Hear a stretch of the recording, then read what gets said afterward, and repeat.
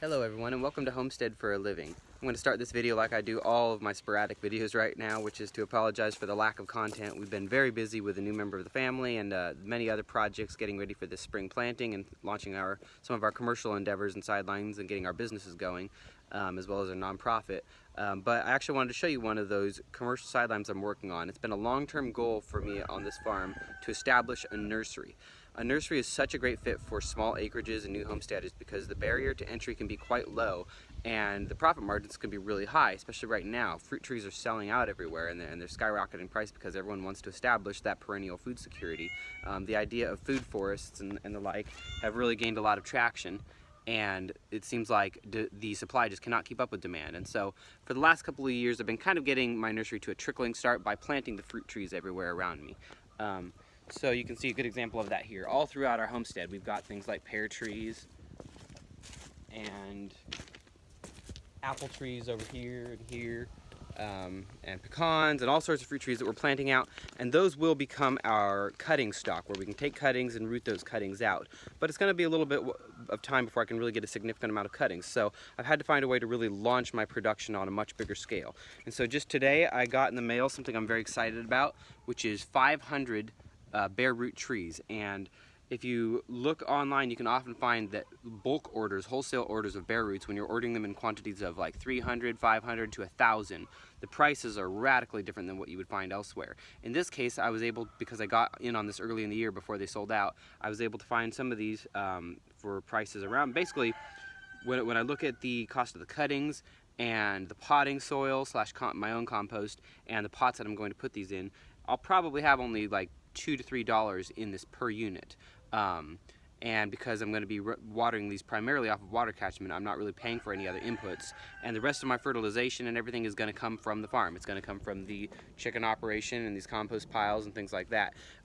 So my expenses are going to be very low, and thus I really have a good wide margin of profit. I could actually sell these bare roots right now, they got mailed to me. I could just go ahead and put them online and sell them for a profit just because I got them at that wholesale price, and I can piece them out 1 or 5 or groups of 10 for a very different price. So that's one way in which we're really jump-starting production. I have about 1,000 trees coming right now. So if you think about 1,000 trees at $15 to $20 a pop in a pot, that's pretty significant. You're looking at maybe $15,000 worth of stock. Of course, I'm not going to sell all of those this year. I want to grow some of them out, and I'm going to plant many of them around my property and elsewhere, so that they continue to grow and produce more cutting stock.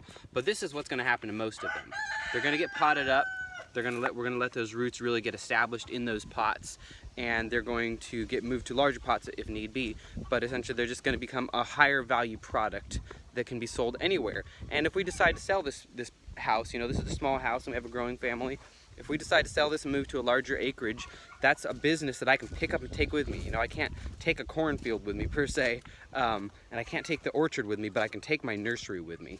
And in a way, you can take an orchard with you because you can take, and this is why you should plant trees no matter where you're at, you can take a bunch of cuttings off of them. Like if we move, I'm still taking a lot of cuttings off of those apple trees, even though they're not even producing apples yet. Some other things we're doing, we're starting comfrey absolutely everywhere. We've got it growing throughout the property. Comfrey is very popular right now as people realize the value it has on their farm medicinally and for feeding their animals, and as a green manure, a chop and drop. And so this case, we're just taking lots of root cuttings and we're planting them in totes. We're planting them around the property. We're planting them in pots. That greenhouse is full of pots. I found the value of a potted comfrey is pretty high, and people are willing to pay for a good established plant, particularly for comfrey, which looks nice, and a lot of people really want it, and it's a little bit hard to find as well. And then here's basically the free method which we're doing to really propagate a large number, which is we're taking cuttings from trees and we're putting them in totes.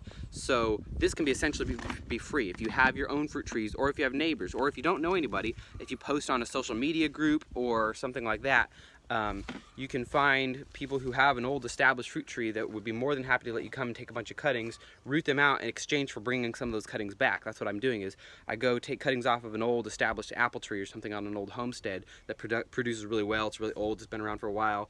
I root them out, and then I bring maybe 4 or 5 of those back in pots to that landowner. So it's a really great win for them. They're getting their tree pruned.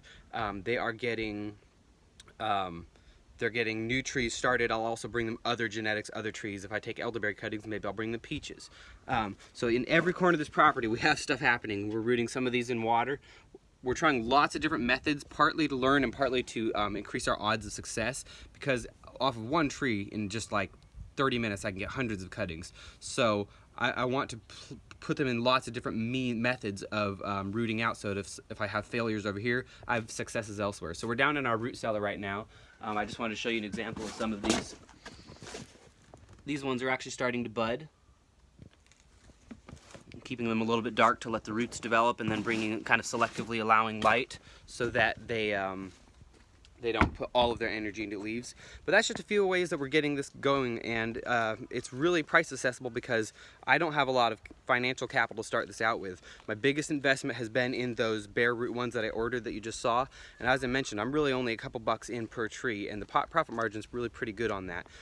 So if you can save up and really be able to get that bulk order amount, you can get a tremendous amount of trees, even if it's just a plant on your property, because I could go out and plant now 500 trees, a massive orchard of food forest. I could plant a U-pick, I could do all sorts of things, and there's a lot of trees that are cheap that way, especially things like elderberry or blackberry, raspberry, the shrubbier things. In this case, I got some hazelnuts really cheap.